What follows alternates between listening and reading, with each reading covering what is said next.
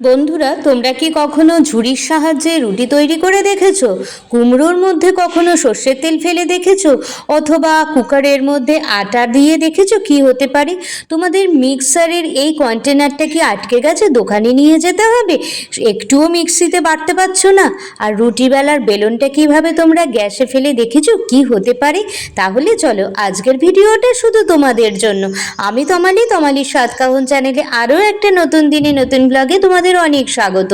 সকালবেলা যে চা করেছিলাম সেই চায়ের পাতাটা পড়েছিল, ভাবলাম চায়ের পাতাটা ফেলে না দিয়ে কোনো একটা কাজে লাগিয়ে নিই। তো দেখো বন্ধুরা, রান্নাঘরের অনেক বোতলই এরকম নোংরা হয়ে যায়। তো আমরা যদি চায়ের পাতা আর কয়েকটা ইউজ করা লেবু কুচিয়ে বোতলের মধ্যে দিয়ে দাও আর তারপরে কিছুক্ষণ রেখে একটা বোতল পরিষ্কার করার ব্রাশের মাধ্যমে বোতলের ভেতরটা একটু নাড়িয়ে চাড়িয়ে পরিষ্কার করে নাও, তারপরে জল দিয়ে ধুয়ে একদম দেখবে যে ঝকঝকে তকতকে হয়ে গেছে। এতটুকু বোতলের মধ্যে কোনো নোংরা নেই।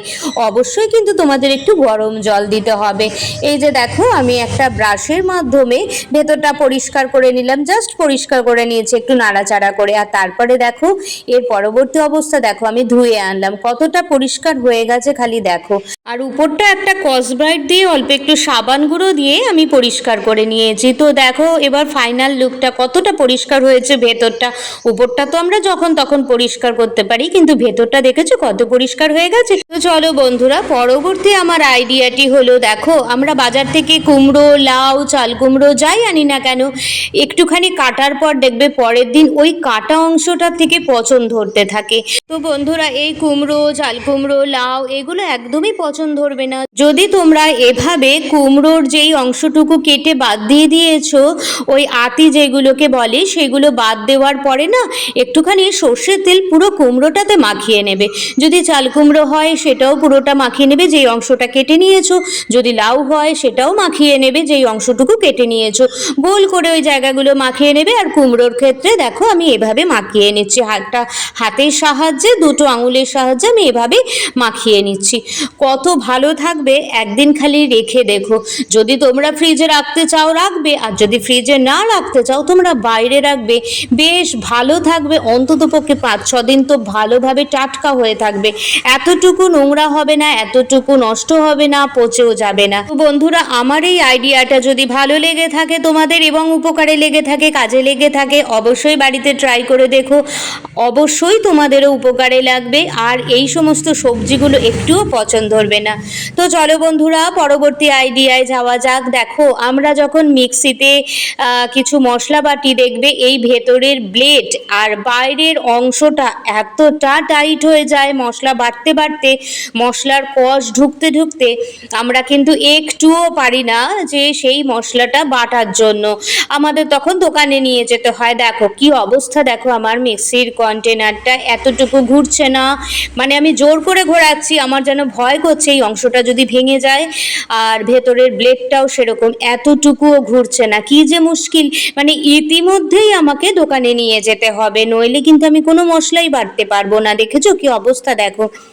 তো বন্ধুরা, এখন আর কোনো রকম দোকানে যেতে হবে না, তোমরা বাড়িতেই ঠিকঠাক করে নিতে পারো মিক্সির এই কন্টেনারটা। কি করতে হবে জানো, বাড়িতে কিছু জিনিস আছে সেই জিনিস আমরা হয়তো জানিই না, কিন্তু আজকে ভিডিওটা দেখার পর তোমরা অবশ্যই বুঝতে পারবে কি করে আমরা দোকানে না গিয়ে নিজেদের এই কন্টেনারগুলো, মিক্সির এই কন্টেনারগুলো নিজেরাই ঠিক করে নিতে পারো। চলো তাহলে বন্ধুরা, আমরা দেখে নিই এটা কিভাবে ঠিক হচ্ছে। তো দেখো এই যে পিছনের যে অংশটা, এই অংশটা একদমই নড়ছে না, তোমরা দেখতেই পেলে ভীষণ শক্ত হয়ে গেছে, হার্ড হয়ে গেছে। তো তোমাদের বাড়িতে যে কোনো তেল, আমার বাড়িতে মেশিন আছে বলে, সেলাইয়ের মেশিন আছে বলে আমি সেলাইয়ের মেশিনের তেলটা দিচ্ছি। তোমাদের বাড়িতে যে কোনো তেল, নারকেল তেল বলো, সর্ষের তেল বলো, যে কোনো তেল তোমরা কিন্তু দিতে পারো। দেখো আমি আমার ড্রপারের মাধ্যমে একটুখানি তেল তুলে নিলাম, অল্প একটু, খুব সামান্য তেল তুলে নিলাম। তেল তুলে নিয়ে দেখো কি অবস্থা দেখেছো, আমার নিজেরই এত খারাপ লাগছে। ওর বাবাকেই আমি বললাম যে মিক্সিটা একদম মানে মশলা বাটা যাচ্ছে না এই কন্টেনারে, তুমি একটুখানি দোকানে নিয়ে যাও। তো ওর বাবার একদম সময় হলো না, তাই ভাবলাম দেখা যাক না আমি বাড়িতে যদি কিছু ব্যবস্থা করতে পারি। তো দেখো তেলটা আমি কিন্তু ভেতরে ভেতরে দিয়ে দিচ্ছি ড্রপারের মাধ্যমে। ড্রপার থাকলে তো তোমাদের খুবই ভালো হয়, আর যদি না থাকে তাহলে একটা চামচের পিছন অংশটা দিয়ে তোমরা কিন্তু এই কাজটা করতেই পারো, নিমেষের মধ্যে ঠিক হয়ে যাবে। বা যদি কোনো তোমাদের কটন ইয়ে থাকে, স্টিক থাকে, তার মাধ্যমেও তোমরা করতে পারো, যেগুলো ইয়ারবাড যেগুলোকে বলা হয় আর কি।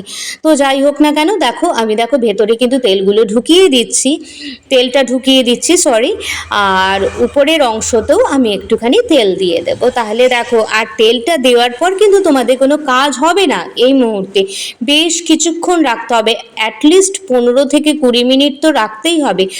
আর যাদের অল্প অল্প ঘুরছে তাদেরটা অতটা না রাখলেও চলবে, আমার কিন্তু একদম ঘুরছে না, তোমরা দেখতেই পেলে জোরে জোরে আমি চাপ দিলেও কিন্তু ঘুরছে না, ঘোরানোর চেষ্টা করলেও ঘুরছে না, জানো তো।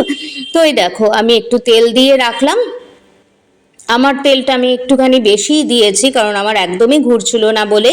তো এই তেলটা দেওয়ার পরে ওই তুমি 15 থেকে 20 মিনিট একটুখানি রেখে দাও, রেখে দিয়ে আমরা অন্যান্য কাজ করি, চলো তাহলে। তো দেখো বন্ধুরা, 15 থেকে 20 মিনিট পর আমি আবার ফিরে এলাম এবং তোমাদের দেখো এই কন্টেনারটা দেখাচ্ছি।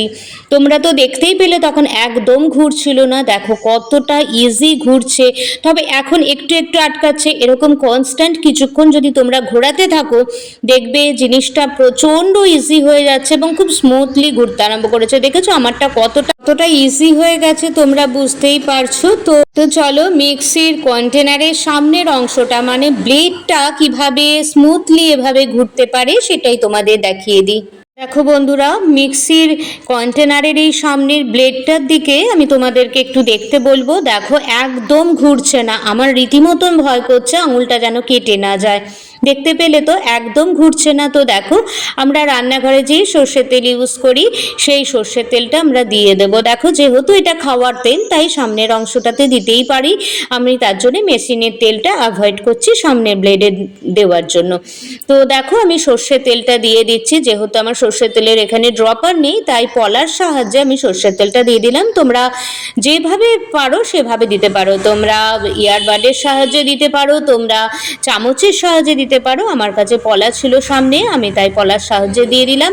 যতটা পারবে এরকম আঙুলে করে করে ভেতরের দিকে ঢুকিয়ে দেওয়ার চেষ্টা করবে, যতটা পারবে, ভয় লাগার কিচ্ছু নেই। আস্তে আস্তে সাবধানে তোমরা যদি এভাবে তেলটা ভেতরের দিকে ঢুকিয়ে দিতে পারো, তারপরে দেখো ম্যাজিকটা কেমন হয়।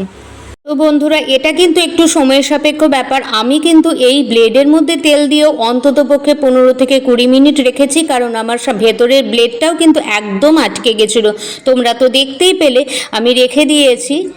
এবার 15 থেকে 20 মিনিট পর এলাম, এসে দেখো এবার তোমাদের আমি দেখিয়ে দিচ্ছি ব্লেডটা কতটা স্মুথ হয়েছে। দেখো তোমরা নিজেরাই দেখতে পাচ্ছ কত স্মুথলি ঘুরছে। আমার কিন্তু প্রথমের দিকে রীতিমতন ভয় লাগছিল আমার আঙুলটা কেটে না যায়, তো দেখেছো কত স্মুথলি ঘুরছে। খালি দেখো, বলো তাহলে এটার জন্য কিন্তু আমাদের প্রায় কিছু টাকা তো খরচই হয়ে যেত আমরা যদি দোকানে নিয়ে যেতাম।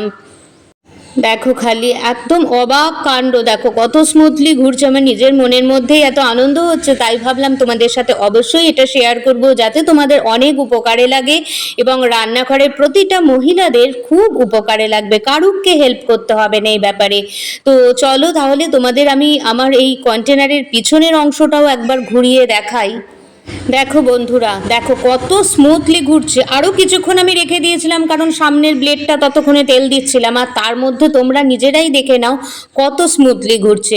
যদি তোমাদের এই আইডিয়াটা খুব ভালো লেগে থাকে, অবশ্যই উপকারে লাগবে, একদম আমি 100% শিওর করে বলছি।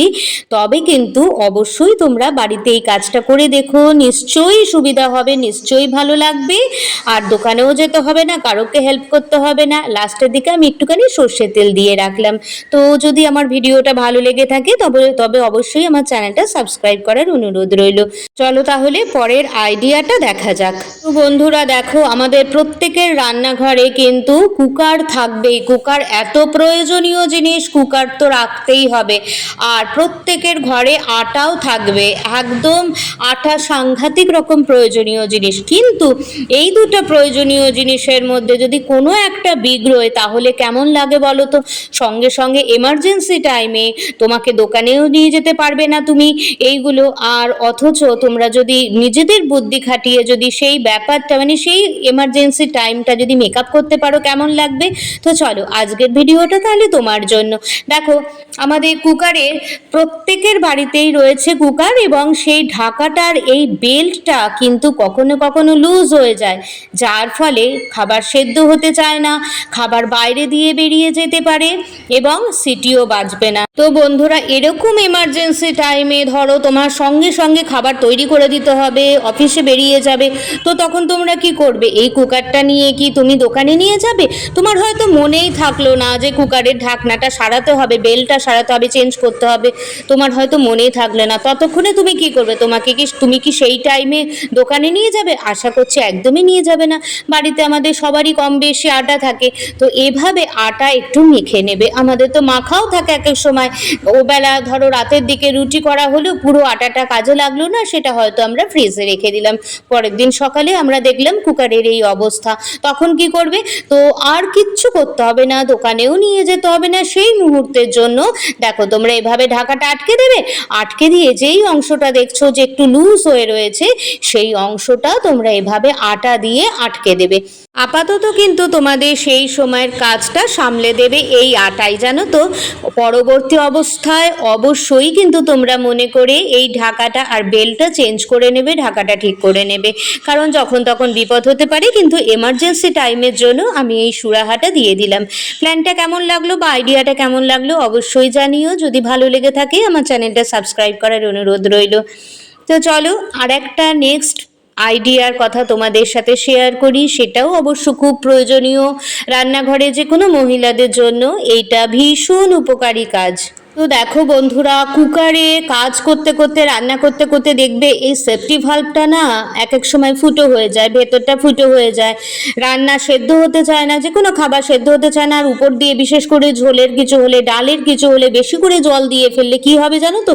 উপরের দিকে উঠে যাবে। বেশি করে জল দেওয়া হোক আর না দেওয়া হোক, খাবারটা একদম উপরে উঠে গিয়ে রান্নাঘর, গ্যাস, ওভেন সব নষ্ট করে দেবে, নোংরা করে দেবে। তো বন্ধুরা আমাদের রান্নাঘরে তো সবারই মোটামুটি আটা থাকে, অল্প একটু আটা মেখে তোমরা যদি সেফটি ভালভের উপরে এভাবে ঠিক বসিয়ে দাও, তারপরে যদি তোমরা কুকারটা আটকে নাও, সেই ক্ষেত্রে কিন্তু তোমাদের সেই মুহূর্তের জন্য রান্নাটা কমপ্লিট হয়ে যাবে। আর এই টিপসটা কিন্তু ভীষণ উপকারী, এতটুকু অ্যাক্সিডেন্ট হবে না। কিন্তু বন্ধুরা তোমরা কিন্তু মনে করে অবশ্যই পরবর্তী অবস্থায় রান্না কমপ্লিট হয়ে যাওয়ার পরে এমার্জেন্সি টাইম চলে গেলে তারপরে তোমরা অবশ্যই মনে করে দোকানে নিয়ে যাবে, কারণ এটা কিন্তু বিপদ ঘটাতে পারে। তো বন্ধুরা এই আইডিয়াটা যদি তোমাদের ভীষণ প্রয়োজনীয় মনে হয়ে থাকে এবং উপকারে লাগে, তাহলে আমার চ্যানেলটা সাবস্ক্রাইব করার অনুরোধ রইল। আর এই আইডিয়াটা একদম বাড়িতে একদিন অ্যাপ্লাই করে দেখো, যদি এই কন্ডিশনে তোমাদের পড়তে হয়। নেক্সট আর একটা আইডিয়া হলো আমাদের, তো বন্ধুরা দেখো আমরা রান্নাঘরে যখন রুটি বেলতে যাই, এই লেচির মধ্যে সামান্য একটু আটা গুঁড়ো দিয়ে আমরা বেলন চাকির মাধ্যমে বা বেলনের মাধ্যমে আমরা দেখো রুটি বেলতে যাই, তখন দেখো এভাবে আমাদের আটকে যায় কিন্তু বেলনে, তাই না? ভীষণ অসুবিধা হয়। আর বেশি আটা গুঁড়ো দিয়ে রুটি বেললে কিন্তু বার্নারের মধ্যে এই আটা গুঁড়োগুলো পড়ে, যার ফলে কিন্তু ফ্লেমটা ভালো মতন ওঠে না, যার ফলে রান্না করতে প্রচুর দেরি হয়ে যায়। তো তোমরা একটা কাজ করো, গ্যাসটা প্রথমে জ্বালাও, তারপরে বেলনটা গ্যাসের উপরে মানে আগুনের উপরে জাস্ট একটুখানি তাতিয়ে নাও, জাস্ট একটু তাতিয়ে নাও। তারপরে যদি তোমরা রুটি বেলো, তো দেখো কি সুন্দর রুটি বেলা হয়ে যাচ্ছে, আর এত ভালো লাগছে, দেখো এত স্মুথলি রুটি বেলা হয়ে যাচ্ছে, বেশি আটা গুঁড়োও লাগছে না, তোমরা ভালোভাবেই দেখতে পাচ্ছ। যদি আমার এই আইডিয়াটা ভালো লেগে থাকে এবং একবার তোমরা অ্যাপ্লাই করে দেখো, আর যদি তোমাদের উপকারে লেগে থাকে, তো আমার চ্যানেলটা সাবস্ক্রাইব করার অনুরোধ রইল। তো চলো বন্ধুরা, আমার পরবর্তী আইডিয়াটি হলো, দেখো বন্ধুরা আমরা যখন রুটি করি, সেই রুটিটা যখন হটপটে রাখি দেখবে সেই রুটিটা বড্ড ভিজে ভিজে হয়ে যায় ভেপারে। তো রুটিটা বেলে আমরা সেকে যদি আমরা এরকম ঝুড়ির উপরে রাখি, তারপরে যদি আমরা হটপটে রাখি, এতটুকুও ভেপার বেরোবে না এবং কোনো রকম রুটি কিন্তু জল জল ভাব হবে না। আমরা কিন্তু সেটা পরবর্তী অবস্থাতেও খেতে পারবো। যদি তোমাদের এই ভিডিওটা ভালো লেগে থাকে, যদি তোমাদের এই আইডিয়াটা ভালো লেগে থাকে, অবশ্যই বাড়িতে অ্যাপ্লাই করো। তো আজকের মতন এইটুকুই, টাটা।